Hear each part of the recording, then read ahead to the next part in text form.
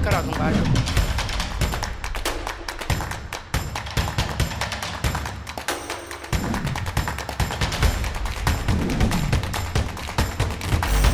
मेरे बुजुर्ग पिताजी को गालियां देके वोट मांग रहे हैं।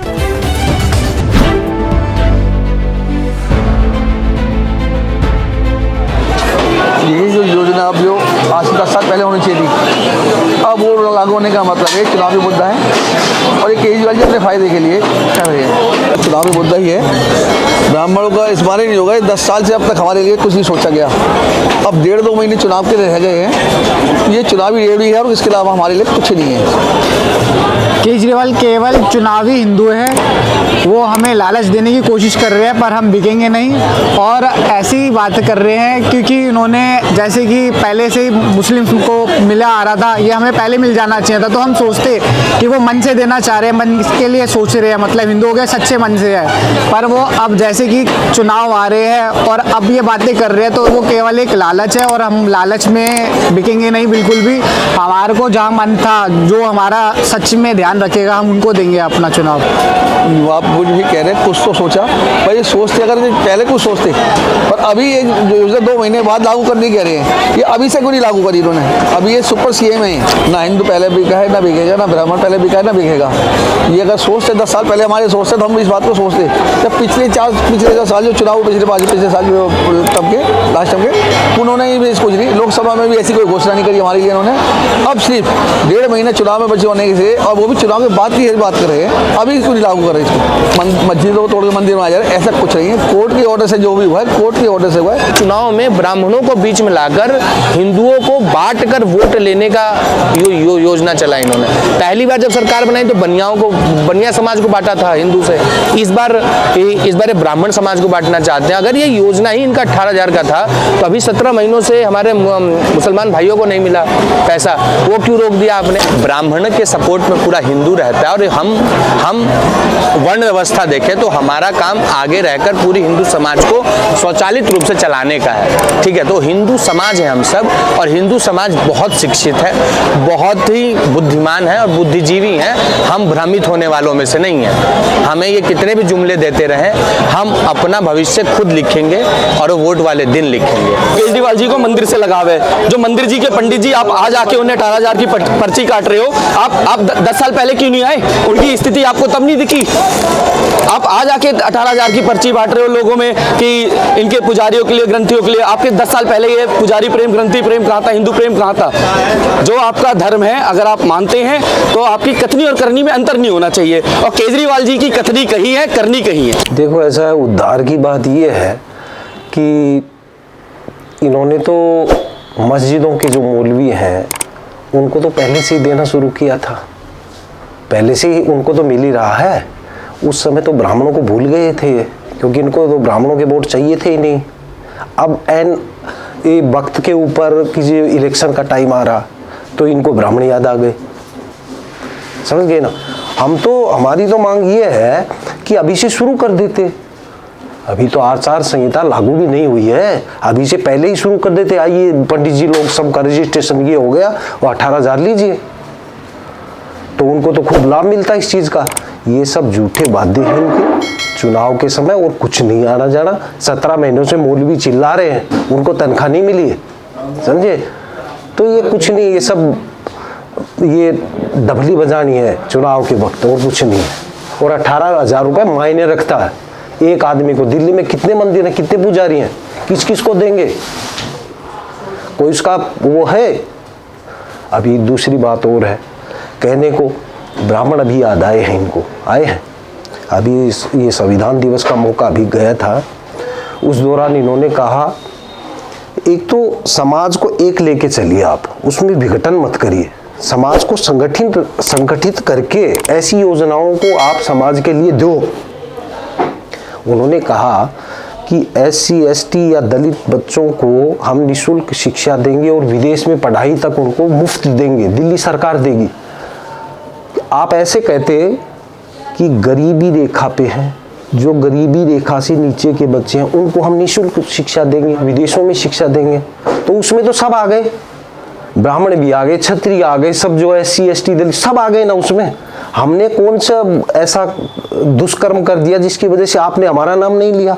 और भी तो समाज के ऐसे जो हैं गरीब रेखा हैं, गरीबी रेखा जैसे तैसे अपना जीवन यापन कर रहे हैं, तब ये एक ही बात बोल देते संविधान मुखी के ऊपर कि गरीब लोगों के और गरीबी रेखा से नीचे के लोगों को सबको हम लाभ देंगे, उन बच्चों को निःशुल्क शिक्षा देंगे। सबसे अच्छी बात, आज ब्राह्मणों की ये करने की जरूरत ही नहीं थी उनको, ये अलग 18,000 का मैटर उठाने की जरूरत ही नहीं थी, उसी में कर देते, हम समझ जाते कि हमारा भी लाभ मिलेगा, हमको भी लाभ मिलेगा। ये केवल चुनाव स्टंट है और कुछ भी नहीं।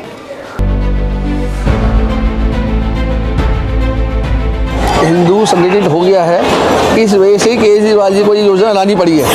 आज जो बॉर्डर पर सैनिक लड़ रहा है, कल को वो अपनी कहेगा मैं ठाकुर में पंडित जी के क्यों लड़ूंगा, तो पंडित बॉर्डर पर खड़ा होगा मैं ठाकुर जी के क्यों लड़ूंगा, कल को जो सिख है वो हमारे के क्यों लड़ेगा। इस बार जाति गणना से देश में दुर्व्यवहार दुष्भावना आएगी और कुछ नहीं है। जो कमजोर परिवार है उसके लिए ही कुछ आरक्षण व्यवस्था होनी चाहिए, बाद में जाति जनगणना होनी चाहिए, देश की होनी चाहिए।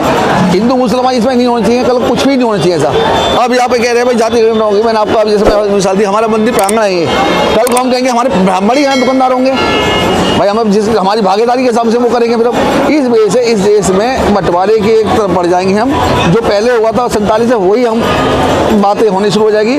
फिर कोई किसी का भाई नहीं रहेगा, कोई जो अपनी जाति के लिए सब सोचेंगे, ठाकुर ब्राह्मण के लिए, ब्राह्मण क्षत्रिय सब एक दूसरे के खिलाफ हो जाएंगे, इसमें कोई भी नहीं रहेगा। देखिए अब हिंदू जाग चुका है। जो हिंदुओं से गलती हुई थी लोकसभा इलेक्शन में, योगी जी ने सभी हिंदुओं को एक कर दिया है। कटोगे तो बटोगे, हिंदू समाज समझ चुका है, जो कि प्रमाणित हुआ है हमारे महाराष्ट्र के विधानसभा के चुनावों के नतीजों से भी। अगर अभी ऐसी चीज़ें बताएंगे करेंगे तो उससे क्या है, बीजेपी को दब जाएगी, हमारा वोट आधे से ज़्यादा सारा आम आदमी पार्टी को चला जाएगा।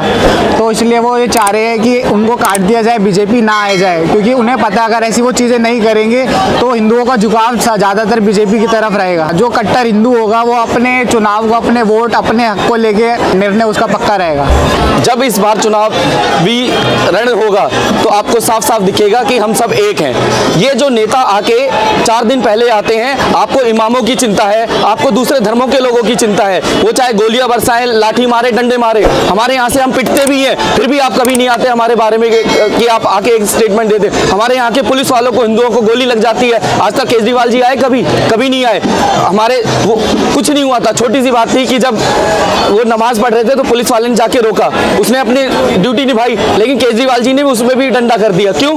क्योंकि आप सिर्फ एक जाति विशेष के लिए, एक धर्म विशेष के लिए काम कर रहे हैं, आप समाज के लिए काम नहीं कर रहे। और ये सभी लोग जानते हैं। जो दिल्ली की जनता है वो पढ़ी लिखी जनता है, समझदार जनता है, वो ये छोटे मोटे वादों से कि आज आपको 10,000 दे देंगे, महीने का फलाना दे देंगे, ठिकाना दे देंगे। वैसे भी सुप्रीम कोर्ट में जो फ्रीबीज के, ये मुफ्त की रेवड़ियां बांटने का जो मुद्दा है वो अभी लिस्ट है और वो जनवरी में जहां तक है टेकअप हो जाएगा।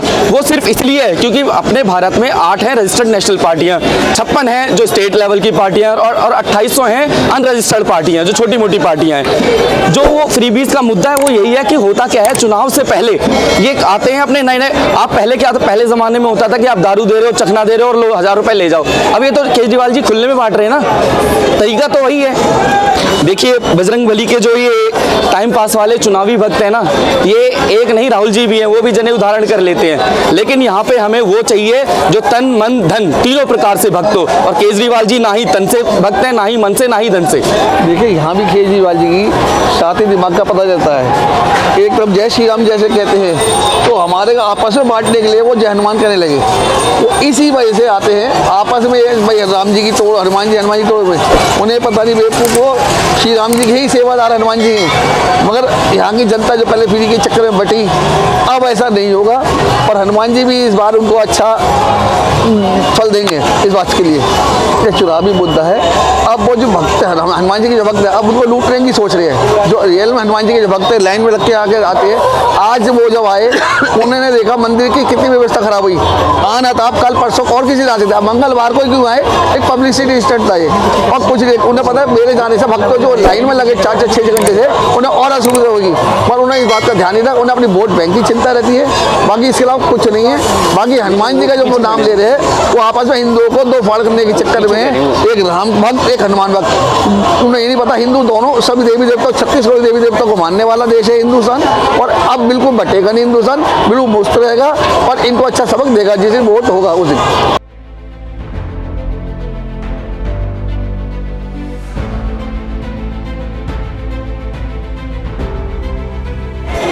देखिए, कानूनी तौर पर लेजिस्लेचर का पूरा पावर होता है कि वो कोई भी योजना ला सकती है, पर उसको हम अगर धरातल पर देखेंगे, क्या उसका इम्प्लीमेंटेशन हो सकता है क्या केजरीवाल के पास डाटा है कि दिल्ली में कितने मंदिर प्रांगण है? दूसरा, क्या केजरीवाल के पास कितनी पुजारी, इनका डाटा है क्या? केजरीवाल एक्चुअल में अगर आप उनकी अगर कार्यशैली को देखें तो हर जगह वो उन संगठनों के साथ गठबंधन बनाया उन्होंने कि जो जीवन भर ये नारा लगाते रहे कि ब्राह्मणवाद से आज़ादी, और आज उन्हें ब्राह्मणों की याद आई जब वो तीसरे कार्यकाल में, जब उनकी थू और छीछा लेदर हो रखा है पूरे समाज में। तो ये पूर्णतः मान के चलिए, कानून तो बाद की बात है, जब जो चुनावी स्टंट जो है उनका, उस स्टंट को समझने की बहुत ज़रूरत है इस समाज को, क्योंकि समाज को बनाने और बिगाड़ने का सिर्फ और सिर्फ ये जिस दिन वोटिंग होगी वो दिन होगा जब हम वोटर जो होंगे अपने एक कीमती एक वोट देकर आएंगे। वो कीमती वोट केजरीवाल को किसी भी रूप में नहीं मिलना चाहिए, क्योंकि जो गलती हम 10 साल से करते आ रहे हैं फ्री के चक्कर में, वो फ्री के चक्कर में हम कई वर्ग और कई समाज के कई तबकों तक हम बिल्कुल उसे गर्त कर चुके हैं। हमारे दिल्ली में आज की डेट में सबसे ज़्यादा सिक्योरिटी पर्पस खराब हो चुका है। हमारे परदेसी राज्य, हमारे बगल के राज्यों में सुरक्षा व्यवस्था हमारी दिल्ली से ज़्यादा है। बाकायदा कि दिल्ली में हर कोने से लोग आकर यहाँ बसे हुए हैं, फिर भी हम असुरक्षित हैं यहाँ पे। यही कहते दो मुहा सीएम हमारे इस राज्य का यूनियन टेरिटरी में है। CAA और NRC केंद्र सरकार ने बहुत पहले पारित कर दिया है। नियमतः उसको पारित होने का राज्य सरकारों को पारित करना अपने राज्य में, पर केजरीवाल एक तरफ तो विरोध करते हैं CAA और NRC का, बाकायदा वही नहीं, उनकी सारी गठबंधन अलायंस करती है विरोध। इंडी अलायंस या घमंडी अलायंस, जो भी हमारे मोदी जी ने सही नाम दिया था उसका, वो एक तरफ वो विरोध करते हैं, दूसरी तरफ वो कहते हैं कि ये क्यों है। दिल्ली पुलिस आज की डेट में उनके हाथ में नहीं है, तो सुरक्षा व्यवस्था ये कर दी उन्होंने। अगर हाथ में होते तो कहां तक ले जाते? से केंद्र सरकार के द्वारा ही शासित और केंद्र सरकार की ही बीजेपी सरकार से शासित कई प्रदेश हैं। उत्तर प्रदेश उसका बेहतरीन एग्जाम्पल, वहाँ की सुरक्षा व्यवस्था देखिए, और आप दिल्ली में आके देखिए बिल्कुल विपरीत, क्योंकि ये इनका पूरा का पूरा पंजाब उठा के देखिए, सब छोड़िए। इनके पास कहता हूँ मैं कि चलिए ठीक है, दिल्ली में आपके पास दिल्ली पुलिस नहीं है, पंजाब में तो पंजाब पुलिस है, फिर वहाँ की सुरक्षा व्यवस्था क्यों नहीं सुधारी आपने? तो वहाँ पर क्यों आपका लगातार एक तरीके से आतंकवादी गतिविधियां, बॉर्डर से इंट्रूडर्स का आना क्यों कंटिन्यू है? क्यों आपने वहां कुछ नहीं करके दिखाया? आपका सिर्फ और सिर्फ मुद्दा क्योंकि आप एक अलग राज्य की तरफ मूव कर रहे हैं। कुमार विश्वास जी ने बिल्कुल सही कहा था कि ये इनकी बैठकें ही सिर्फ आतंकवादियों के साथ होती है। इनका मुद्दा सिर्फ दो है, ये आतंकवादी और अलगाववादी के बिलीफ पर ही चलते आ रहे हैं। इसीलिए इस बार भी कुछ वोट ऐसे होते हैं जो बीजेपी के ही होते हैं, कुछ वोट ऐसे होते हैं जो हम तो भाई केजरीवाल को देंगे, आम आदमी को देंगे, ठीक है। लेकिन केजरीवाल जी करते क्या है कि मोदी की टक्कर लेते हैं, समझ गए ना?